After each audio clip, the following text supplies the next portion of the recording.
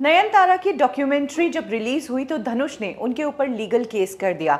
इस legal case का reason ये था कि धनुष की प्रोड्यूस एक फिल्म जिसमें नयनतारा ने काम किया था, उस फिल्म की 4 लाइनें नयनतारा ने धनुष की परमिशन के बिना अपनी उस डॉक्यूमेंट्री में यूज कर ली थी। अब नयनतारा ने धनुष के साथ अपने झगड़े के बारे में खुलकर बात की है। नयनतारा ने कहा कि ऐसा नहीं है कि मैंने धनुष की परमिशन नहीं लेनी चाहिए, मैंने धनुष की परमिशन लेने के लिए काफ़ी ट्राई किया, धनुष को कांटेक्ट करने की कोशिश की, लेकिन वो अनरीचेबल था। उसके मैनेजर से बात करके हमारे बीच एक फ़ोन कॉल करवाने की भी बात हुई, लेकिन धनुष फ़ोन कॉल पर भी आने को तैयार नहीं था।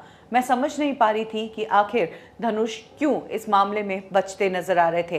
नयनतारा का कहना है कि जिन 4 लाइंस की मैं बात कर रही हूँ, वो 4 लाइनें मेरी ज़िंदगी में बहुत महत्व रखती है, क्योंकि वो लाइंस मेरे पति ने लिखी थी, उस फिल्म के लिए लिखी थी, और वही 4 लाइनें मैं अपनी डॉक्यूमेंट्री में चाहती थी। धनुष की एनओसी का मैं 2 सालों तक इंतज़ार करती रही, लेकिन धनुष ने ना फ़ोन पर बात की और ना ही एनओसी दी, जिसके बाद हमने वो 4 लाइनें यूज़ कर ली। धनुष एक दोस्त था, मुझे लगा वो समझेगा कि इस गाने का मेरे लिए क्या महत्व है।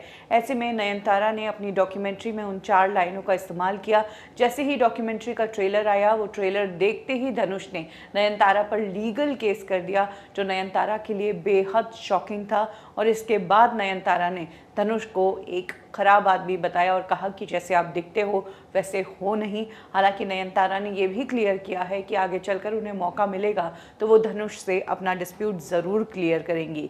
लेकिन ये कहने वाली बात है, क्योंकि इस लीगल मामले के बाद धनुष और नयनतारा दोनों एक शादी में शामिल हुए, दोनों शादी में फ्रंट सीट पर बैठे नजर आए, लेकिन दोनों ने एक दूसरे की शक्ल तक नहीं देखी।